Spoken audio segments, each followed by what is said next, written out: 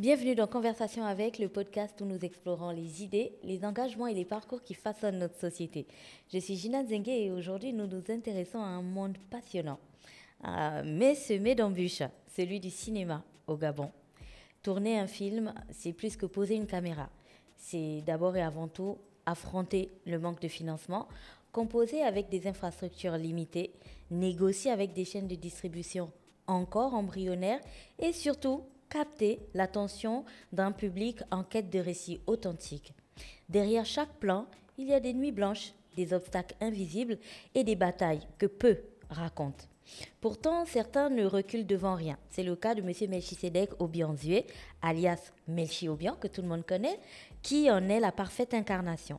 Passé du secteur de la santé à la réalisation de ses premiers clips, auteur de courts-métrages comme Congossa, puis de longs-métrages désormais incontournables comme L'amour du diable, Le secret des vierges, Le silence des femmes.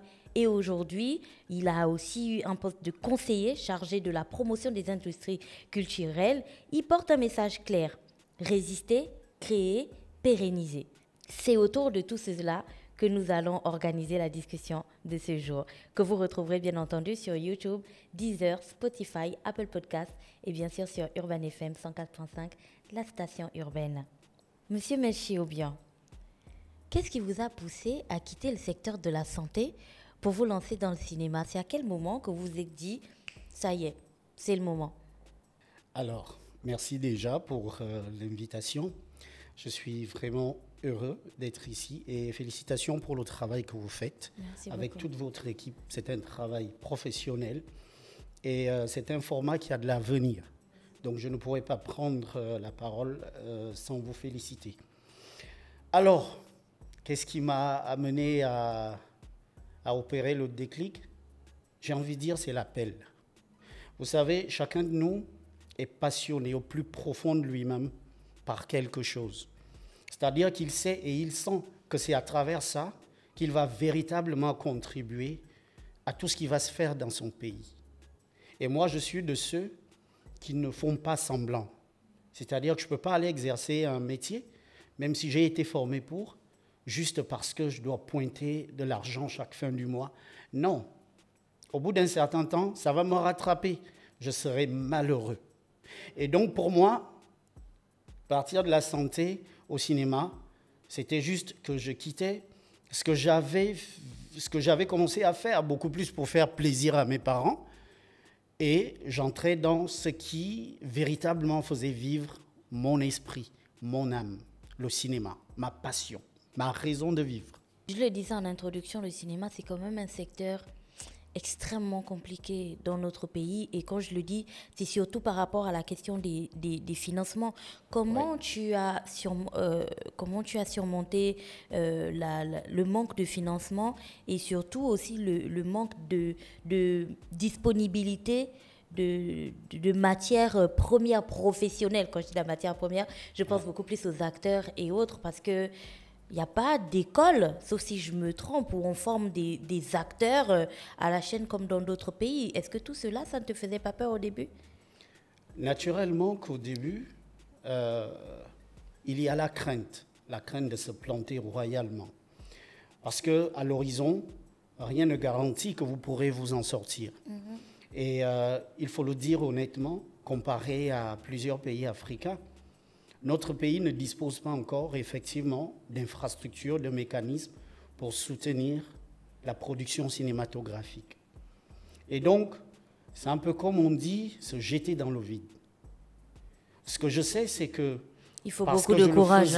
Voilà, je le faisais avec de la passion, j'ai tenu, et puis je me suis dit, tiens, ce qui n'existe pas, il faut peut-être essayer de le créer autrement. Et avec de la volonté, on arrive presque à tout faire. Je n'ai pas de financement, mais il me faut quand même réaliser un film. Comment je fais? À défaut de disposer de moyens financiers tout de suite, je travaille avec une petite équipe réduite qui croit en ce que je vais faire et qui adhère véritablement à mon idéal. On essaie de trouver des solutions, on va dire des plans B. Trouver un partenaire qui peut nous accompagner pour la restauration, trouver un partenaire qui peut nous mettre à contribution un local ou des locaux, trouver un partenaire qui peut nous aider à nous transporter parce que nous n'avons pas d'argent pour le faire comme cela devrait se faire. Et donc, c'est beaucoup plus en créant, en faisant preuve d'originalité, de créativité, que nous avons pu mettre en place les studios Montparnasse. C'est vraiment d'abord une affaire de cœur, de passion véritable pour le cinéma. Et je pense que c'est pour cela qu'on a tenu aussi longtemps. Parce que d'abord, c'est pour la passion du cinéma.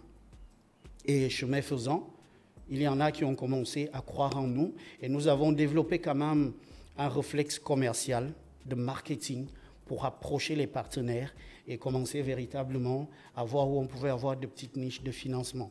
Mais reste que c'est difficile et c'est compliqué parce que vous avez ce monde qui vous accompagne, qu'il faut chercher à contenter et en même temps, il faut structurer l'entreprise et il faut l'équiper. Oui. Et tout le monde le sait, c'est un matériel qui coûte, mais extrêmement cher. Les yeux de la tête. C'est clair, voilà. C'est clair. Ça me fait penser, rien que les objectifs, les gens, on a toujours tendance à le sous-estimer, mais parfois l'objectif coûte même plus cher que l'appareil photo ou la caméra. Et c'est comme ça dans ce domaine. De ce que j'entends, il y a vraiment, d'abord, premièrement, la vision. Oui. D'abord, soi-même, il faut porter la vision, il faut y croire clairement. Il faut ensuite la transmettre aux autres. Et après, il ne faut pas voir les barrières comme étant des barrières, mais comme des opportunités. Exactement. C'est très bien résumé. C'est-à-dire qu'il faut arriver. Le premier défi, c'est d'arriver à transmettre à ceux qui arrivent la vision et pouvoir les convaincre de t'accompagner sans rien du tout et être honnête dès le départ parce que vous n'avez pas d'argent à leur donner et il faut pouvoir le leur dire clairement pour qu'ils comprennent dans quoi ils s'embarquent. Et c'est très important. C'est très important d'être honnête avec sa team. Et une fois parti, le deuxième défi, ça va être de développer la structure petit à petit en impliquant tout le monde. Parce que ceux qui vous font confiance sont là et il faut les mettre à la patte. Il ne faut pas accaparer tout le travail et le faire parce que bon, c'est venu de moi et tout. Non. Et moi, je suis un leader qui laisse énormément sa team travailler. Et c'est ce qui fait un peu la force. Voilà. Je délègue beaucoup et c'est ce qui fait la force de ce que nous faisons aujourd'hui. Reste que c'est difficile. On imagine bien. Ah oui, franchement, on imagine bien. C'est difficile. Et c'est pour ça que j'ai envie de te demander un petit peu si on repartait dans le temps et du court-métrage Congossa. Au Gabon, il n'y a pas de réel parcours de financement formel qu'on connaît. Et puis on se dit, bon, aujourd'hui, Fallon a envie de monter un film. Voilà, Fallon remplit une demande comme ça, va voir tel. Ça n'existe pas. Alors, si on parle un peu de Congossa, comment tu as pu boucler le budget de tournage de Congossa quand on sait qu'il n'y a pas de financement formel au pays? Oui, alors, Congossa, c'est véritablement une histoire d'amour. Et c'est d'ailleurs pourquoi, et ça c'est une grosse exclusivité que je lâche ici, c'est pour cela tous les acteurs de Congossa, ça fait plus de 10 ans, ils sont tous là, ils sont en vie pour la plupart. Ils ont décidé de relancer le projet. Nous sommes en train de discuter et ça a beaucoup avancé. Et ils ont décidé eux-mêmes de prendre les choses en main. Ils ont dit, boss, ça, on ne peut pas laisser mourir. Ça, c'est un truc que les Gabonais ont aimé. C'est le Gabon, c'est nos quartiers et tout. Et donc, on revient, même si on a pris en âge, on revient avec. Et donc, à l'époque, c'était, comme on dirait, artisanal. Artisanal. Et lorsque je revois moi-même ces épisodes sur YouTube, mais j'éclate parfois de rire. Parce qu'il me revient des souvenirs où il fallait, par exemple, aller d'un lieu à un autre, mais pas suffisamment d'argent, on fait quoi? Et on trouvait une fois de plus, on fait des plans B. Boucler un budget, à l'époque, on n'en avait pas en tant que tel de budget. En réalité, le seul budget, c'était nous-mêmes. C'était au jour le jour. Voilà. Et on tenait comme ça au jour le jour. On tenait comme ça au jour le jour. Et on arrivait à produire avec tout le mal du monde, mais on y arrivait. Et c'était tellement rempli d'amour que ça plaisait aux gens, tel que c'était fait.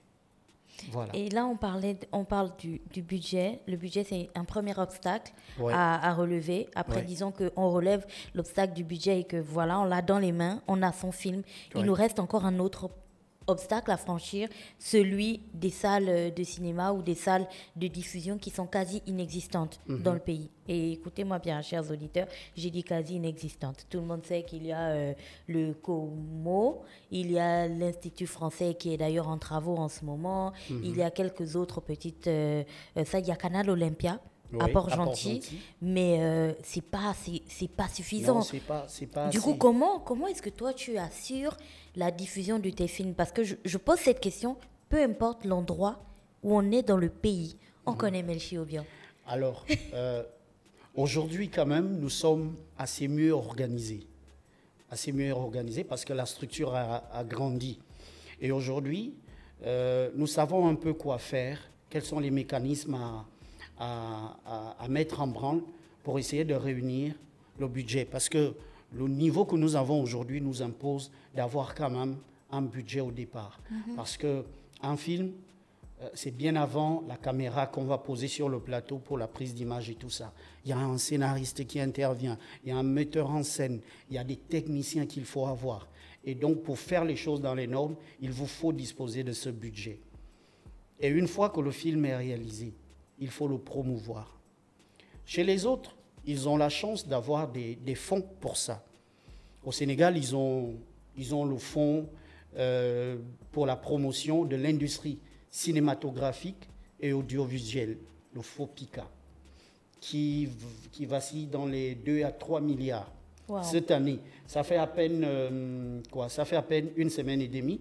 Ils ont publié toutes les œuvres qu'ils accompagnent cette année. Wow. Et donc, Et c'est une sélection oui, c'est une sélection. C'est-à-dire que c'est simple.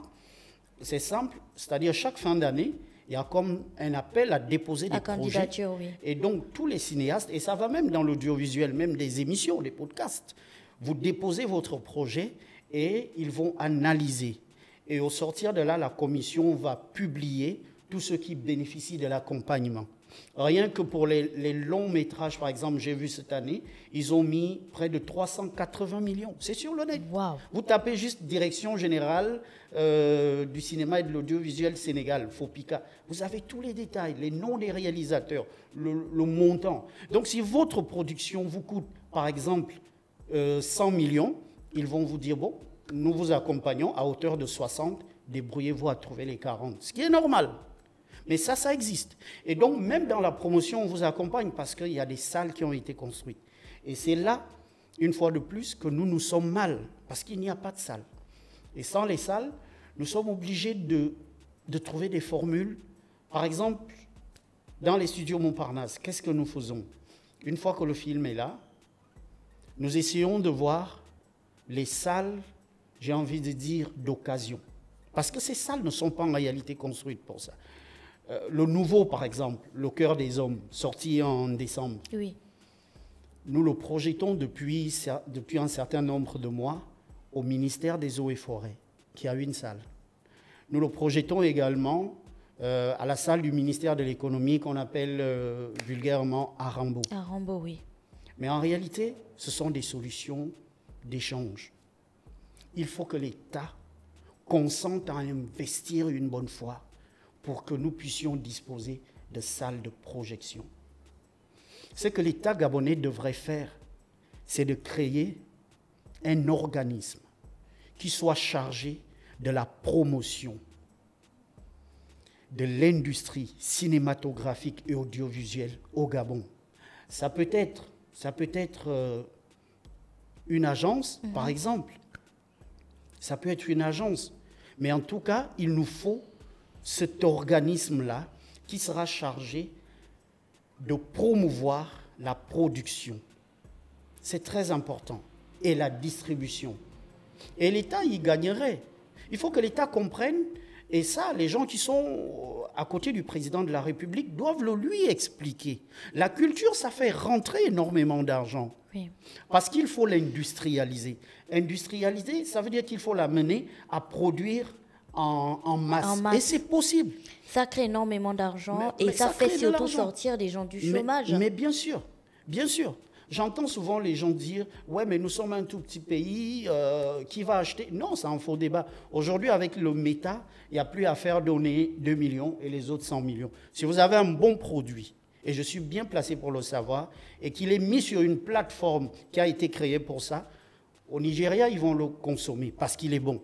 Quitte à le traduire, ils vont le faire. Moi, j'ai des films qui ont été traduits en mandarin, en Chine. Wow. Parce qu'il a intéressé le cœur des hommes, avec Serge Abesselo et Alexa Congo en affiche. Il a été traduit en mandarin. Parce qu'il a intéressé. Parce que le message, l'histoire a intéressé. Et donc, il faut que l'État comprenne qu'à un moment, il faut vraiment s'asseoir et mettre en place même un office de développement. Nous avons un office de développement du sport.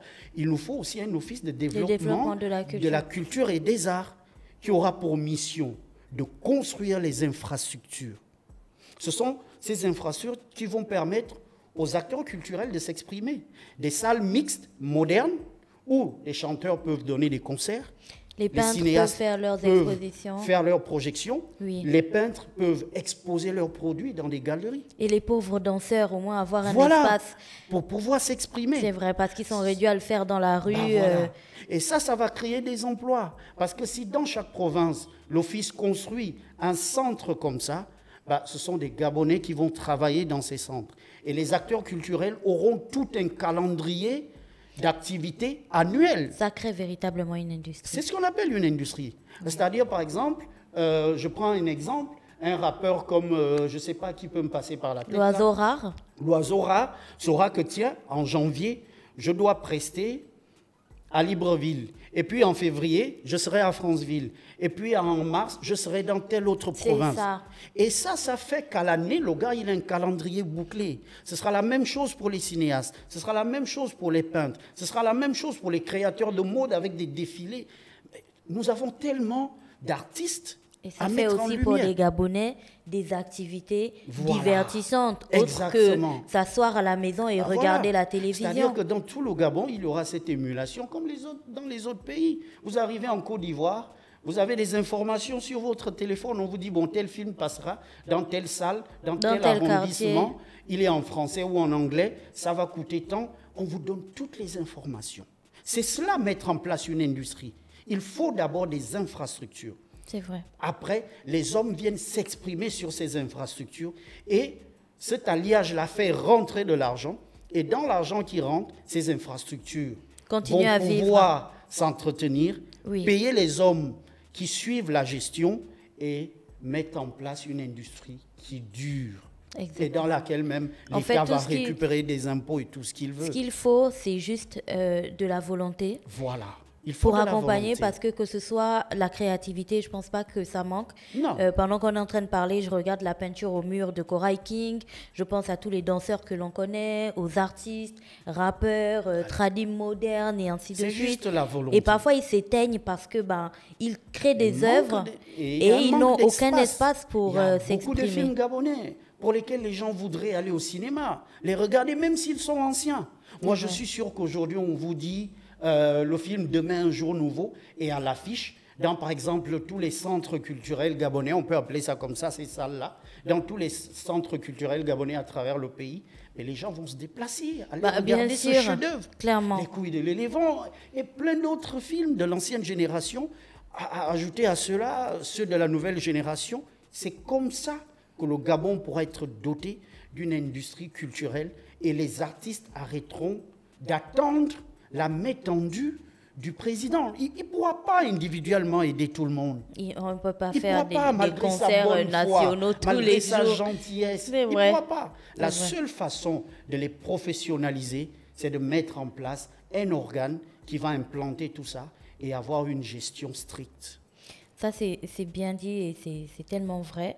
De la même manière qu'il faut qu'on crée une industrie, il y a aussi l'autre pan, celui de la formation. Je le disais en introduction, dans un univers où les financements sont absents, les salles sont absentes, il y a aussi l'autre problème, celui des acteurs. Je suis d'accord. Alors, comment, durant toutes ces années, tu as réussi à produire autant de films avec des comédiens? Où est-ce que tu les as trouvés? Comment tu les déniches? Parce que les comédiens que moi j'ai découverts dans tes films, pour moi c'était la plupart du temps monsieur et madame tout le monde qui se sont découverts en fait une âme d'acteur. Donc du coup, comment toi tu les décides? Comment tu décèles le talent d'acteur dans les personnes que tu rencontres? Alors, en réalité... Et comment tu les transformes ensuite? Nous avons cette particularité dans les studios Montparnasse de pouvoir donner la chance à ceux qui ressentent en eux une âme d'acteur. Et donc, nous organisons très régulièrement des castings. Et après ces castings, il y a une formation. Nous avons une classe de formation à l'actorat. Dans cette classe, il y a des directeurs artistiques qui interviennent et parfois nous faisons intervenir d'autres professionnels. Et pour nous, en fait, c'est comme un réservoir. Ils arrivent, nous les formons et au bout d'un certain nombre de mois, nous estimons qu'ils peuvent déjà aller sur un plateau. On les envoie sur un plateau.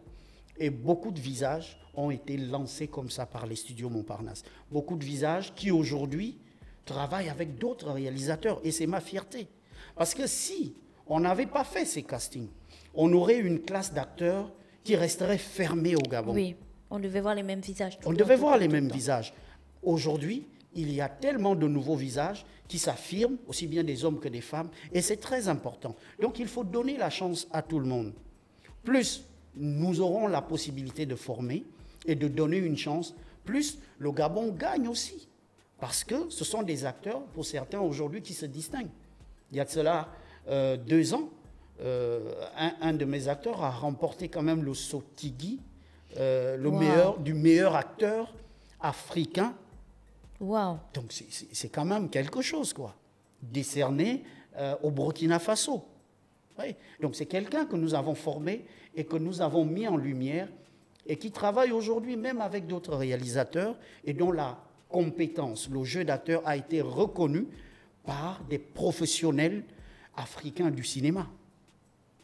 Et donc, nous avons cette particularité de former et de pouvoir lancer pour que chacun, après, puisse avoir une carrière.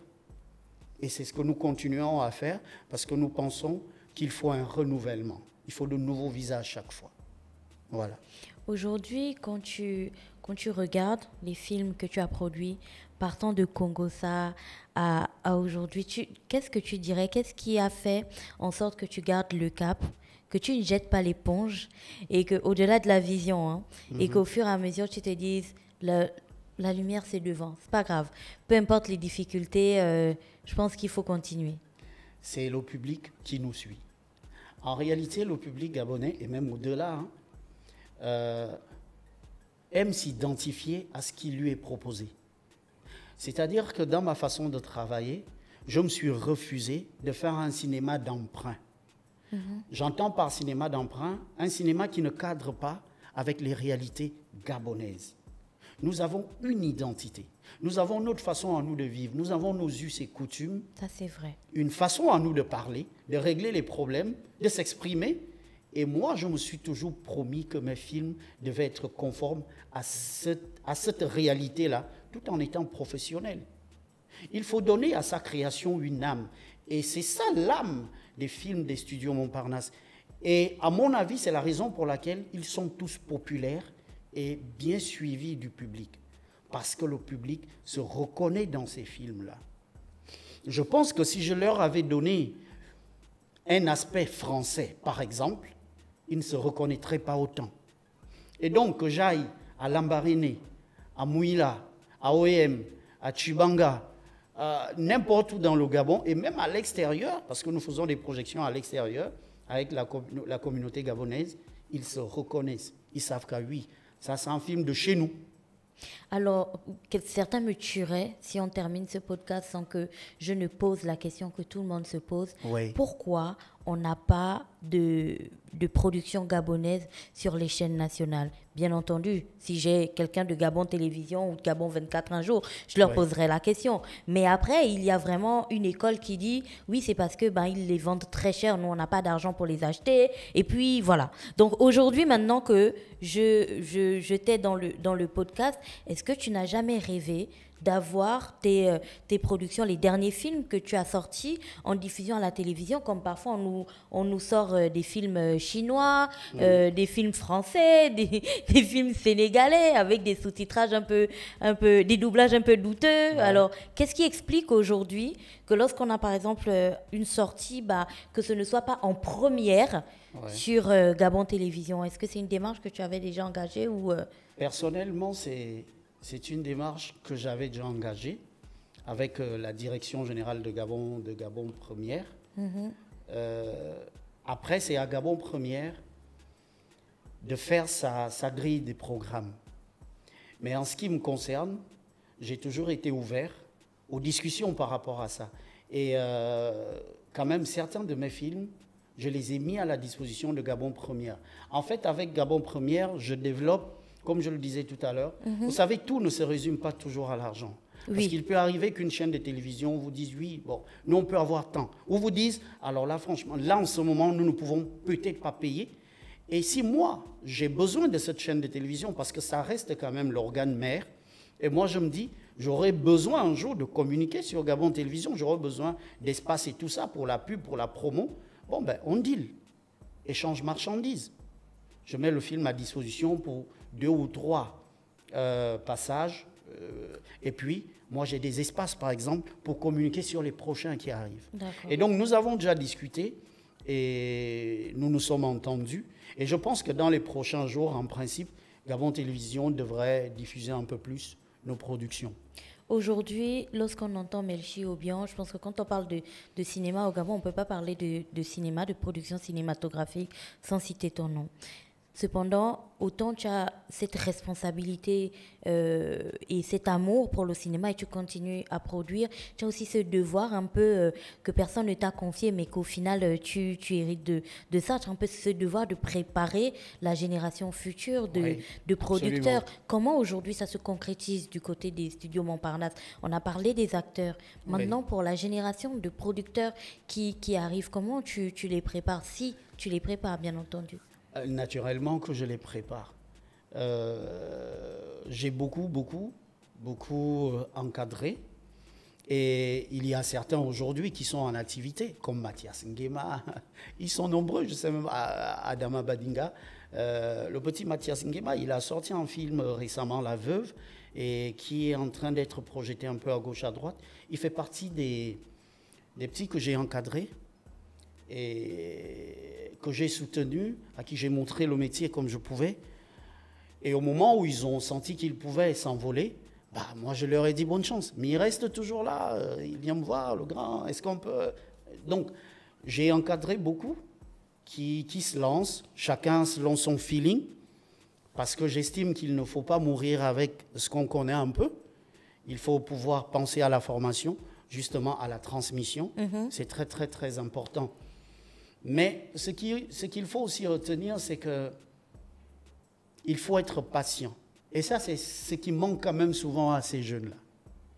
Parce que quand ils arrivent, au bout de la formation, ils ont envie tout de suite peut-être d'avoir la même popularité. Vous voyez un peu, c'est pas possible. Il faut pouvoir travailler d'arrache-pied, être patient. Et constant. Avoir de la persévérance et être constant pour impacter la mémoire collective et pouvoir se faire sa place. C'est de ça dont il est question. Ça, on ne le fait pas en un claquement de doigts. C'est du travail sur plusieurs années. Moi, ça me fait une 20aine d'années. Clairement. Voilà.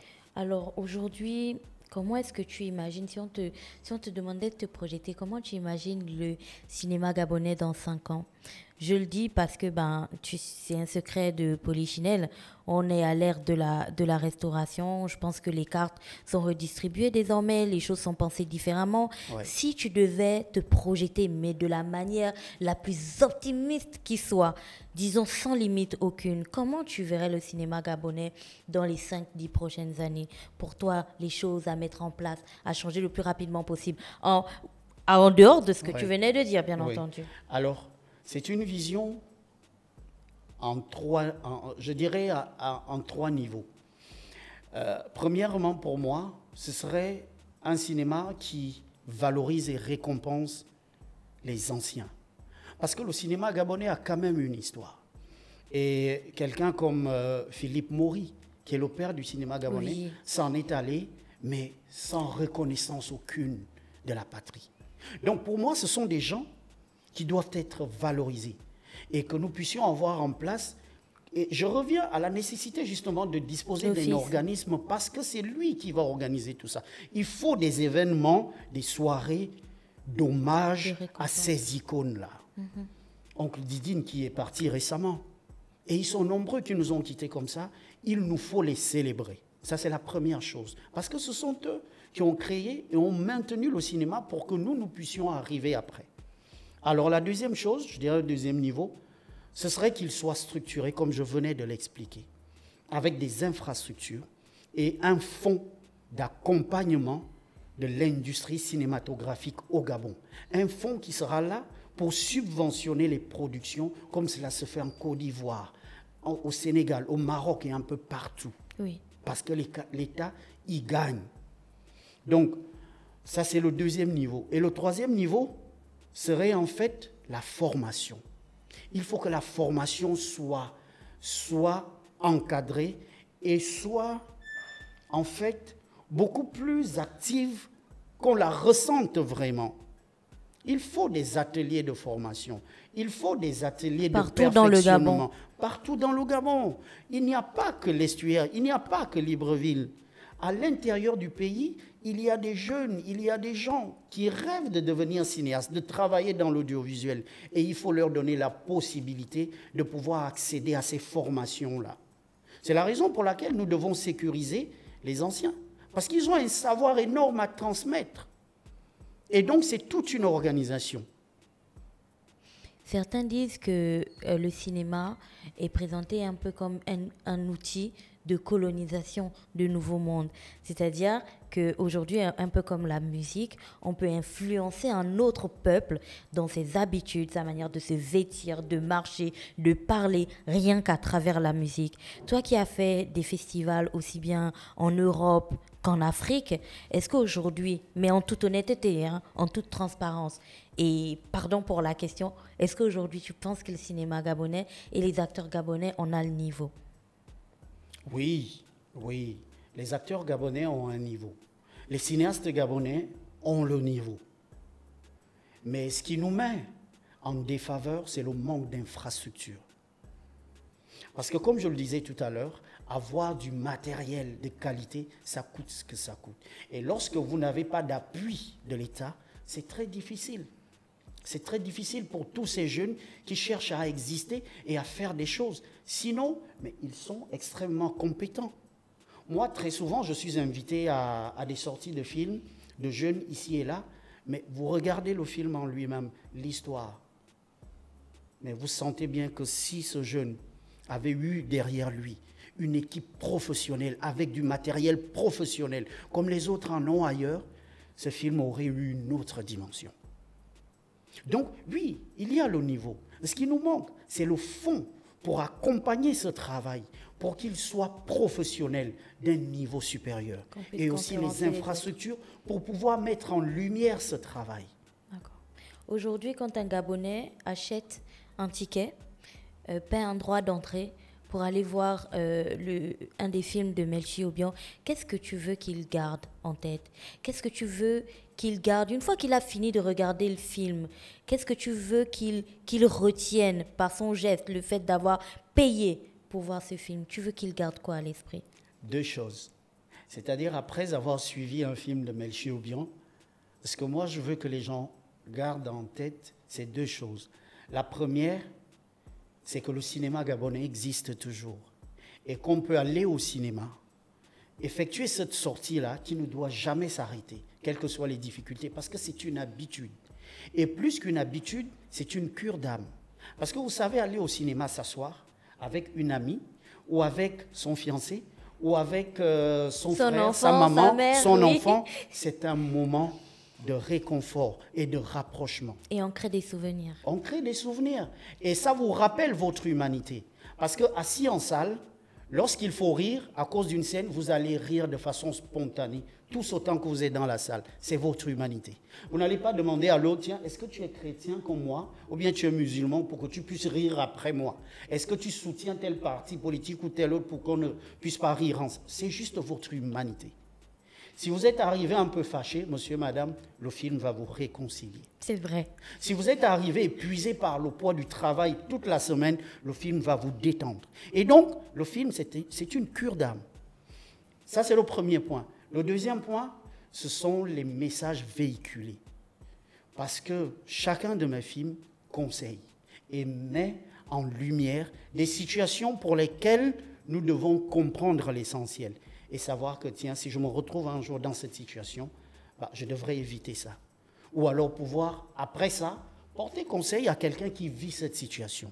C'est pour cela que je disais, il est important de produire ce en quoi les gens se reconnaissent. Parce qu'ils ne consommeront que ce qui les concerne. C'est du marketing aussi. C'est aussi simple que ça. Et du coup, comment on fait pour créer quelque chose qui ressemble à tous les Gabonais? Là, on va arriver à l'écriture. Là, on va arriver à l'écriture. Qui écrit tous les scénarios? Alors, il y a des scénaristes. Il y a des scénaristes, c'est-à-dire ils ont eux leur métier, c'est ça, parce que dans le cinéma, il y a plusieurs corps de métier. D'accord. Et donc, c'est le scénariste qui écrit la trame du film, qui structure le film. Le réalisateur, au départ, tu appelles le scénariste et tu lui dis, bon, man, voici l'idée générale. Moi, mon idée, c'est ça. Donc, en tant que scénariste, écris-moi ça. Ça coûte combien? Vous discutez, contrat signé, et puis il fait son travail. Et au fur et à mesure, tu lis, tu regardes pour t'assurer qu'il est resté conforme à ton idée. Parce que c'est ta vision, c'est ton inspiration. Elle ne doit pas disparaître dans le scénario. Non, non. Et donc, il faut écouter la population. Il faut même la sonder parfois. Et moi, j'aime bien me retrouver dans certains endroits où les gens parlent. Et là, vous avez le vécu quotidien des gens, le Congo, ça, tout ça. C'est vrai. Et là, ça vous alimente, ça vous donne des idées de films. Et ça, vous sortez ça en film. Les Gabonais, ils sont là en masse. Et ils applaudissent, ils sont contents. Clairement. Voilà. Il faut leur parler de ce qu'ils vivent. Ne leur parlez pas de ce que vivent les autres peuples. Après, en tant que créateur d'œuvres d'esprit, sachant que votre œuvre est appelée à évoluer et aller au-delà des frontières, naturellement, vous allez la développer en gardant l'essence gabonaise, mais en formatant pour que ça réponde aux critères à l'international. Parce que ça va aller dans les festivals et autres pour quand même remporter aussi des prix. Nous sommes toujours à la recherche d'anecdotes, de toutes ces expériences, de toutes ces expériences de travail dans le cinéma. Est-ce qu'il est déjà arrivé un jour où après un tournage, après qu'un film soit prêt, tu le regardes et qu'il y a une partie que tu ne reconnaisses pas, que tu n'acceptes pas, que tu ne vois pas et que tu décides de tout reprendre à zéro? Oui, c'est déjà arrivé. Anecdote, on veut l'anecdote. Alors, c'était lors du tournage du long métrage Le Secret des Vierges. Le Secret des Vierges. Alors, l'idée, en ce qui concerne Madame Michel Zvan, qui est la maman métisse, là, qui dans le film joue la mauvaise mère, qui empêche ses propres enfants de pouvoir éclore, de pouvoir réussir dans la vie. Parce que ce sont des choses qui arrivent. Parce qu'elle a hérité d'un sacrilège, de quelque chose de mauvais, qui lui a été fait et qu'elle veut à son tour pouvoir faire sur ses enfants. Et elle devait, dans une des séquences, avoir une exclamation parce qu'elle se disputait avec son fils qui avait découvert ce que sa mère était en train de faire et avait compris pourquoi. Il n'arrivait jamais à partir de la maison familiale et n'arrivait jamais à avoir une relation durable avec une femme pour qu'il puisse quand même s'épanouir en tant qu'homme. Et donc, un soir, il a une discussion avec sa mère qui va finir très mal, en dispute, mais vraiment violente. Et elle était censée s'exclamer comme une bonne maman gabonaise et lui dire, toi là, c'est moi qui t'ai porté dans mon ventre Tu ne feras rien sans moi. Elle devait le dire comme ça, à la gabonaise. Mais elle me l'a rendu de façon francisée. Et moi, j'ai trouvé que ce n'était pas ça. J'ai dit non, ça, c'est pas bon. Ben, on va reprendre. Et on a repris. Et comme ça ne se tournait pas à Libreville, on a dû repartir. Non. Ah bah si, le site était hors de Libreville, on a dû repartir. On a repris et ça a été fait comme une bonne gabonaise. Et ça, ce sont des séquences que les gens aiment bien parce que c'est nous, ça. Vous voyez un peu? Ça nous ressemble. Ça nous ressemble. Donc c'est ça. Beaucoup de films à ta charge, beaucoup de productions. Je sais, c'est tous tes bébés et on ne peut pas choisir entre ses enfants. Oui, mais aujourd'hui, quand tu regardes tout ton parcours, s'il y a une production cinématographique qui t'a énormément demandé, aussi bien émotionnellement, financièrement et peut-être psychologiquement, et quand tu regardes le rendu, tu en es extrêmement fier, tu parlerais de laquelle? C'est Le Cœur des femmes. Le Cœur des femmes, parce que c'est un film pour lequel j'ai pris des risques incroyables. J'ai en mémoire la scène de la veuve, donc le mari meurt, et elle est martyrisée, elle est maltraitée, elle est ramenée dans le village de son mari, on la frappe, on la bat et tout, on l'humilie. Et elle va être sauvée par, on va dire, l'au-delà que j'ai représenté dans ce film par un génie, parce que j'aime toujours faire allusion à ce que nous sommes, à notre tradition, à nos croyances et tout ça. Et donc, elle doit s'échapper de ce village. Or, ce sont des villages avec de l'eau tout autour. Et ça se tournait, mais je vous assure qu'en profondeur. Il y avait vraiment de l'eau. C'était vraiment profond et vraiment dangereux. C'est-à-dire, c'est le genre de tournage où vous dites, c'est bon. Là, moindre faux pas, la pirogue se renverse. Parce que toute l'équipe était sur des pirogues, ceux qui prenaient le son, ceux qui filment. Il n'y a que l'actrice principale qui avait un petit hors-bord là de 2 places qu'elle devait manœuvrer pour pouvoir s'enfuir.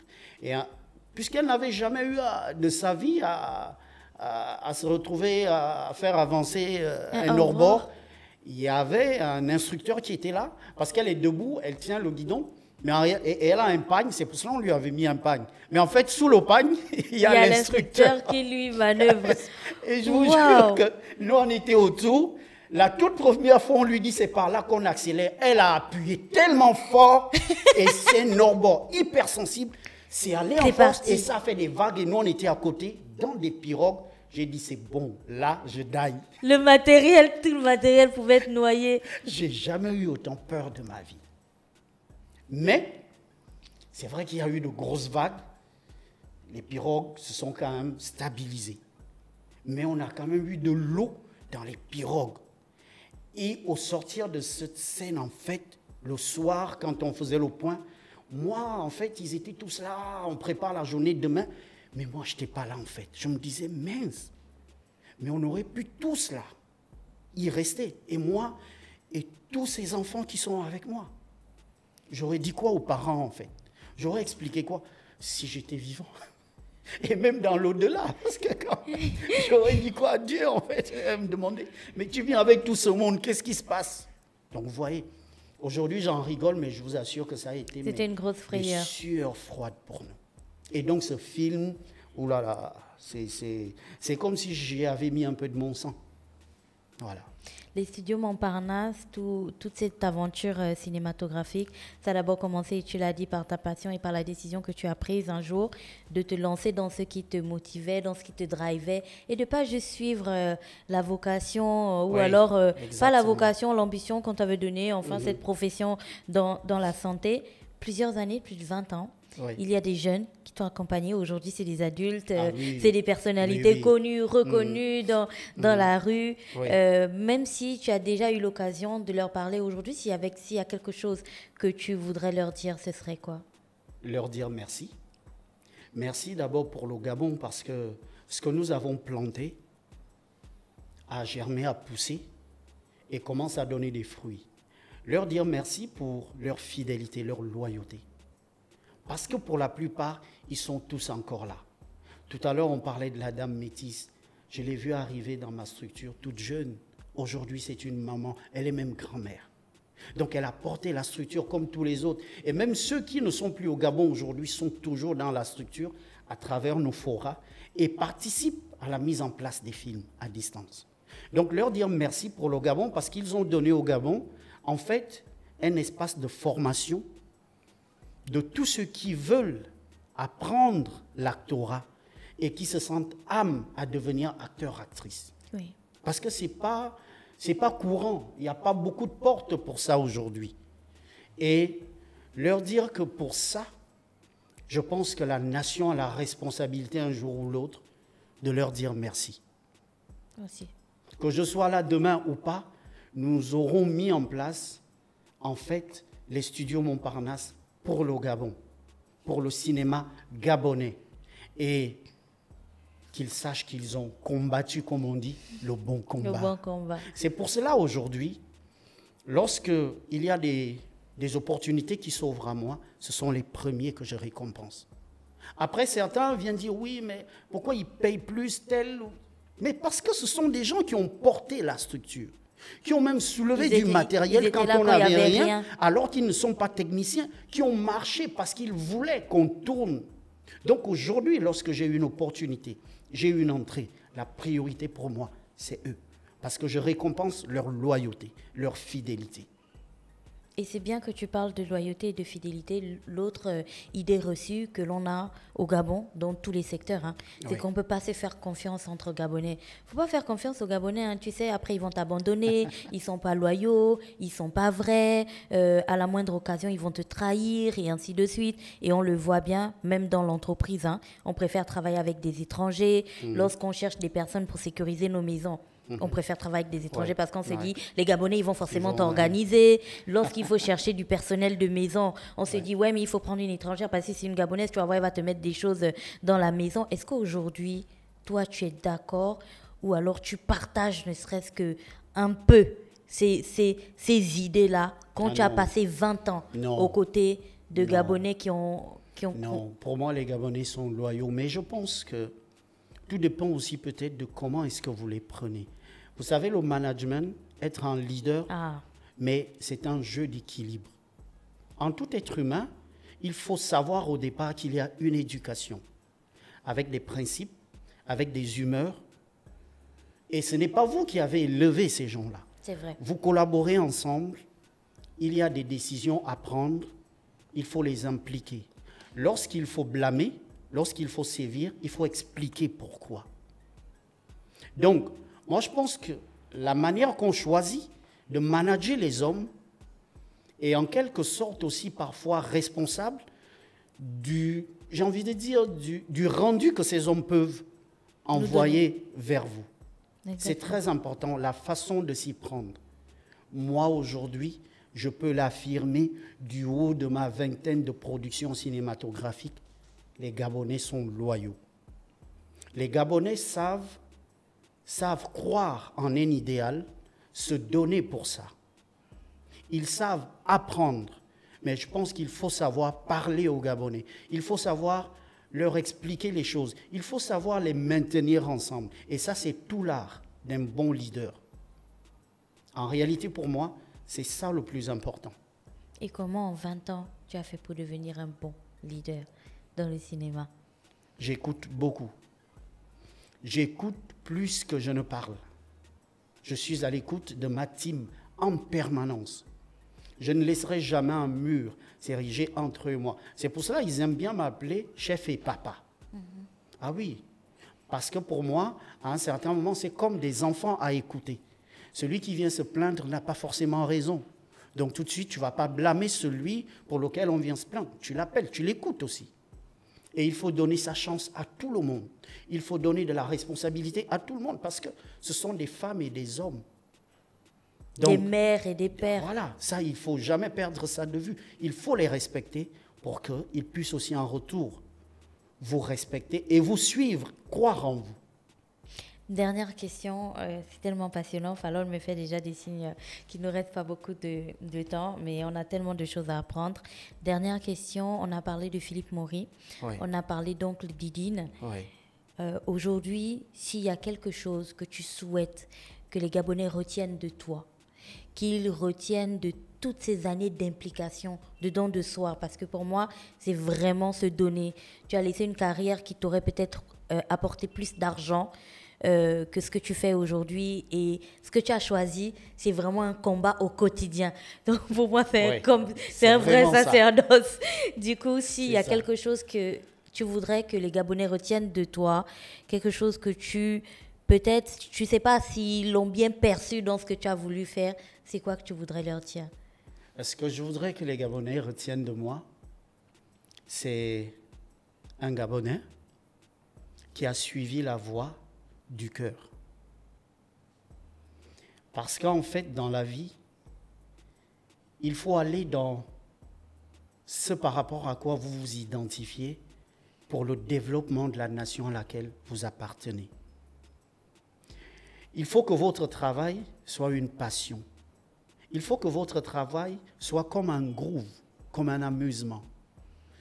Alors, de ce travail, vous n'allez jamais vous épuiser, vous n'allez jamais vous fatiguer, jusqu'à ce que Dieu vous rappelle. Et vous allez faire tellement de bonnes choses que ça va impacter tout autour de vous. Et c'est pour cela, je pense aujourd'hui, que les gens attendent toujours les dernières sorties de Melchi Obiang. Je confirme. Travailler avec le cœur. Merci beaucoup. Merci à vous également. À travers ce parcours hors norme, Melchi Obiang nous a montré que le cinéma gabonais ne doit rien à la chance, mais tout à la résilience, à l'ingéniosité et à l'audace de ceux qui acceptent de transformer chaque obstacle en tremplin. Qu'il s'agisse de boucler un budget sans appui formel, de fédérer des talents dans un écosystème naissant ou de préserver une vision artistique face aux pressions financières, il nous rappelle que la qualité et la pérennité d'une production reposent avant tout sur l'humain. Si vous êtes réalisateur, technicien ou simplement passionné par l'image ou le son, retenez une chose essentielle. Rien ne se construit sans une croyance inébranlable en votre projet, une équipe soudée et une méthode qui place toujours l'authenticité et l'exigence au cœur du processus. Merci beaucoup à Melchi Obiang d'avoir partagé ses leçons de ténacité et sa vision pour un cinéma gabonais plus ambitieux. Merci à toute l'équipe derrière les caméras, ici aussi, à Fallon, à Ivanov, à Sanders et à Jani Boukandou qui nous assistent aujourd'hui. Merci à vous qui nous écoutez au quotidien sur Urban FM 104.5, la station urbaine qui est aussi le produit d'une vision. Et vous retrouverez cet épisode sur Deezer, Spotify, Apple Podcasts. Et moi, je vous donne rendez-vous la semaine prochaine avec un invité tout aussi passionnant. D'ici là, portez-vous bien et croyez en vos rêves.